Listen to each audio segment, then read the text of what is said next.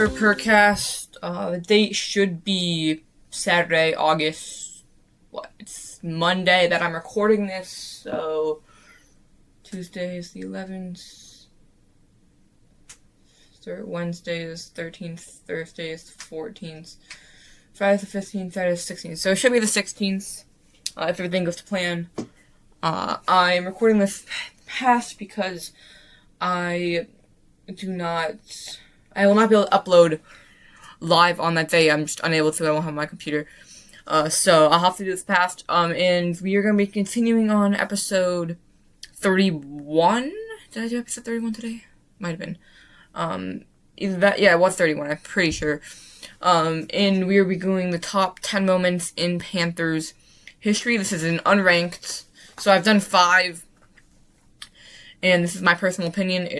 I'm extremely biased. It's more of my favorite moments, not top 10 best, because you'll see why. I'm going to recap everything we've done so far. I think we did just keep pounding moment, 2015 season as a whole, but if I had to pick one, the SC Championship game, X-Clown, that's 3, the 2025 Week 16 game against the Bucks, 4, and then there's one other,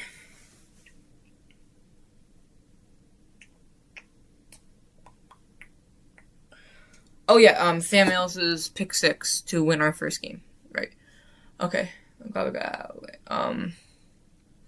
Alright, so this also might be a shorter episode. I'm not too sure, so keep that in mind.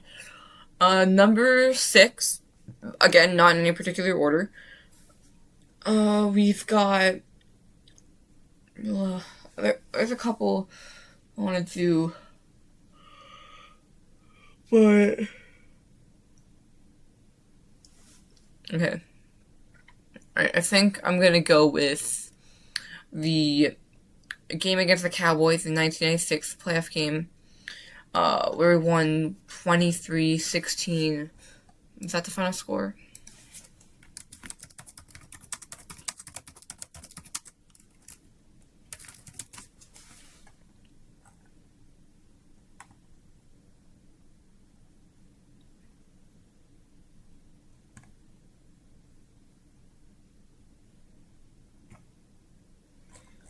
Bro, why is this like...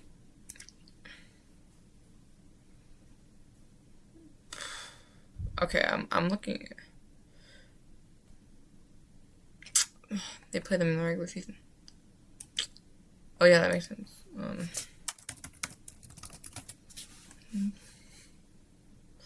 No, it was 26-17. Yeah, I knew it was more than one score. I don't know why I said that. Yeah, I mean, good thing I looked it up.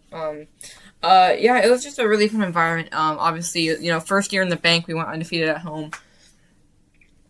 And it was just a really, really good game for the Panthers.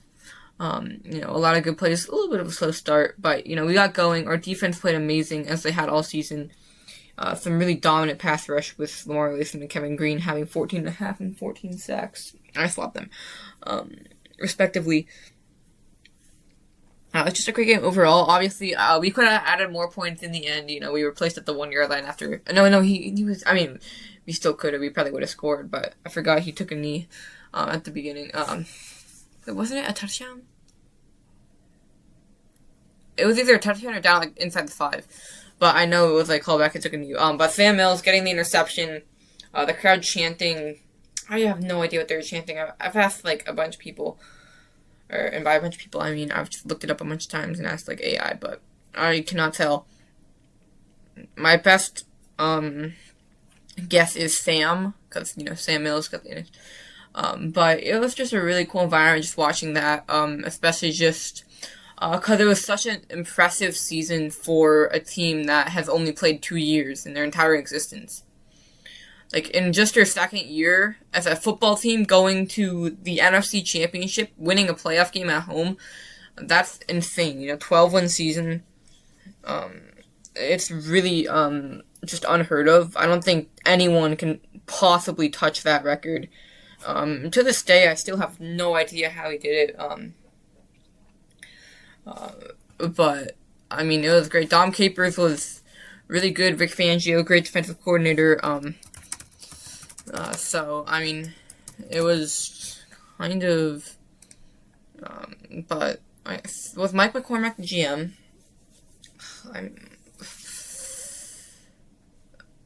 or was he the president? I don't know. We had a great front office, but we had some really, really good players. Kevin Green, Kerry Collins was really good that year. Had some injuries, but Steve Berline was actually a good backup. So yeah, I mean it was just really impressive, and I think that kind of like solidified, like that was like kind of like embodied that season. So you'll catch on that a lot of these moments are symbolic of something bigger. This, however, is not my next one on the list. It is going to be Ricky Manning's 3 interceptions against the Eagles in the NFC Championship during 2003 Super Bowl I. And honestly, I watched this for the first time when I was 9, I want to say. I probably had like just gotten access to YouTube, and I watched the 2003 Cardiac Cats documentary over and over and over. And the first time I watched Ricky Manning's, like, the 3 interception, I was, like, laughing and, like, super excited, like, the whole time. I just thought it was so, like, just funny, especially, like, Mike Minter's, like, that's 1, that's 2, that's 3, they read it, like, it was really funny to watch. And it was, like, obviously, he's a rookie. He had some really big picks, in the other years against the Colts in overtime, against the Rams in overtime. He was really good all season. But again, that game was a really good game too. Went to the Super Bowl. Sean Foster had a great play. Musa Muhammad, 34-yard touchdown catch. That's an estimate. I'm not even gonna put a stat on that because I know it's inaccurate, but it's something close to that. Alright, I'm just fixing some typos on my site. But yeah, it was a really, really good just game by Ricky Manning. I mean, the last one, I feel like it was just a right place, right time moment with the tip. But the other 2 were completely deserved. And it was just a really, really just fun experience watching that for the first time. So that's why I'm gonna put it on my list.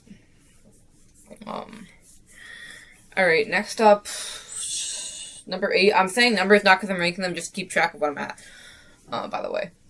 Alright. I guess I'm not ranking, so I'm going to do the wild card game 2025. And tied with that, the Rams game. Just playing the Rams in 2025. How about that? I like them for 2 different reasons. So first off, the wild card was just such a fun experience for me. I'm just seeing them in playoff football for really the first time since I've really been a fan. I did watch the 2017 game, but I didn't know that much about football. So that was like the first real chance I've got to watch the Panthers in the playoffs, and it was so exciting. I really wanted them to win, and again, I really wanted to win. I wanted to win more than anything, but I think during the game I was just really just grateful and excited that we're in the playoffs. So I wasn't I was absolutely so nervous, but I was never really upset. I was always just positive, which sometimes I'm not. Though that is my big just thing to get better at, is just being grateful to watch the Panthers play. So I mean, anytime I get to watch the Panthers play, it's a gift. So being nervous, I can't really control that, but I mean, I can always be positive and look at it. Though, funnily enough, a lot of the times I'm not positive. The Panthers end up winning, so who knows. Anyways. But yeah, it was just super fun. I ate Buffalo Wild Wings, which is my favorite restaurant. That's like a chain. And just that touchdown of Jalen Coker, I was like, oh my gosh. But, it took... Okay, this is a direct quote from Panthers.com. This is not... it took a great pass from a Hall of Fame quarterback to beat the Panthers. And, you know, the Rams were the second best team in the NFL. And it took a great pass from a Hall of Fame quarterback to beat the Panthers. You know, they would have beaten the Patriots in the Super Bowl. I'm very confident. I bet you a lot of NFL fans would say that.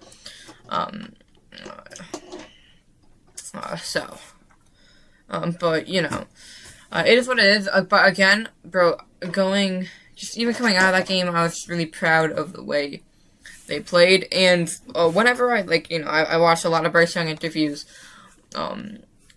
and, you know, he always talks about how he liked that no one was satisfied with that. And, you know, personally, I'm not satisfied with that, but I think I was fine with just making the playoffs that year. You know, now going into that, I'm not going to be satisfied. You know, I have a lot of confidence, but, you know, Bryce talked about how no one was satisfied, and they knew they could win. Even though the majority is, oh my gosh, we made it to the playoffs, I don't care. And I have to admit, like, I was kind of like that. Obviously I wanted them to win more than anything, but I was still going to be, like, happy to make the playoffs no matter what. But, you know, that was just cool to see, just a different perspective, like, they want to win. And, yeah. Another typo. Alright, this one. Oh, and then the other Rams game. Right, I forgot about that. The other Rams game, that was really cool. I was watching that from my TV. I mean, like the other one, but still. And the fan atmosphere was great. Oh, I didn't even talk about the fan atmosphere. We know the fan atmosphere was amazing in the Wildcard game. It was, I don't have enough positive words for that. Fan atmosphere was great. That was really the first game the fans were, like, super electric. And then it just kept following on after that was, you know, Tampa and Seattle. And just, we had some really electric plays. Every single one of our touchdowns was either a pick six or a 30-plus yard throw. And obviously the screen pass was a screen pass, but it went for 30 yards, so it's still 30-plus yard pass. And that's a really fun game to watch from Panthers fans' perspective, or just a fan's perspective, at least the type of fan I am. Bryce was playing really amazing. The highest pass rate in his career, 147 point. No, I'm not even going to say the point because I know I'm going to get it wrong. 147 passer rating, 206 yards. It was really great. Bryce played well. And the running game was just that one drive alone. Obviously, we didn't even get points out of it. But my, oh my, dude, that one drive, just with the fans just behind us, in the rain, just kept pounding at that rock, kept pounding away. Just Chuba Hubbard back to back, like, first down runs, just the power. You really felt the Panthers just, you know, outwill the Rams in that game. And our defense was, I think, the MVP, just 3 turnovers on an amazing quarterback, along with Bryce Young. It was a really fun game to watch. It was crazy during that interception because, you know, my family was kind of invested with the games. They were all celebrating, but I knew it wasn't over until we got that one first down. And even then, I'm still, like, whenever, even if, like, it's just only kneel downs left, I still get a little nervous because I always have flashbacks of that clip that they could, like, fumble the snap and then they recover, like, especially in the rain. But I don't know, this never happened, but still, I mean, there's always chance, somewhat. I mean, still not really, but, you know. But it was such a fun game to watch, and, you know, just that Chuba Hubbard, I mean, the Rams, they punched us in the mouth on the first drive, on their opening drive, and, you know, you couldn't feel like, okay, this team's really good. And then we go right back, that's just a fun way.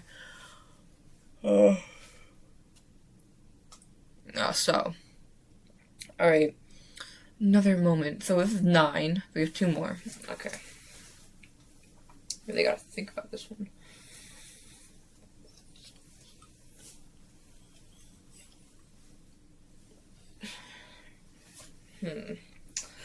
Alright, let's see.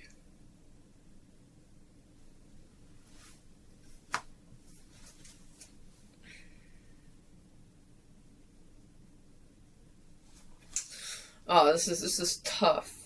I might pause the recording, that way you don't have to just wait in silence and then unpause it when I have. I've got one. I don't know if this counts. I don't know if this is good enough, but I'm going to do Luke Kuechly going to the Hall. This is absolutely good enough. Luke Kuechly going to the Hall of Fame this year. It was really exciting for me, and just fun to watch him be inducted, and everyone, especially like just with the Hall of Fame game also involving the Panthers, mostly because Luke Kuechly's going to the Hall of Fame, but still, just everyone rally behind or support him. Just his speech was really, really good. And it was exciting to have just yet another Panther go to the Hall of Fame. That makes Peppers and Kuechly the two drafted Panthers. Hopefully many more. Cam Newton's eligible next year. And it was super, super cool to see someone get the highest honor you can possibly receive in the NFL. And I don't think anyone deserves it more, especially just the type of person Luke is. So, right. Alright, number 10. Okay, I feel like I'm gonna do this one not because of, like, what it was in the moment, but just because of how it's become. And it's drafting Bryce Young first overall. The whole thing, basically, we traded up, and I was really disappointed we gave DJ Moore, but I was just really excited that we were taking some aggression, actually looking like we were trying to, like, set this team on the right track, and, like, showing that we wanted to get better and stuff, and just making, like, a move to try and, like, get better. So that's what I was more excited about, just the attempt, even if it didn't work out. I mean, obviously I had faith in this, but I was just happy to see that, we were just making, like, aggressive moves and putting ourselves in a position to do well. Ultimately it worked out, but in drafting Bryce Young now, obviously, I was excited that we drafted Bryce Young. I had no idea if he was going to be good or not. I had a lot of trust and belief in him, but I had no idea. But just the way that he's impacted this franchise in every single aspect of just life, NFL, off the field. Like, it has been beyond what I could possibly imagine. He's been such a good player. He's such a good, kind person. He's becoming even more of a leader on this team. A lot of people are praising his camp, praising his communication and leadership skills this year, especially. And just, I could not imagine where this team would be without him. Had we drafted, say, C.J. Stroud, Anthony Richardson, that's kind of unrealistic. Number 1 overall, he was never going number 1, but, C.J. Stroud was. So had we drafted C.J. Stroud, I don't think we would have been in the same position that we are right now. I think pretty much any quarterback would have struggled in their rookie year. Especially, you look at Peyton Manning struggled in his rookie year.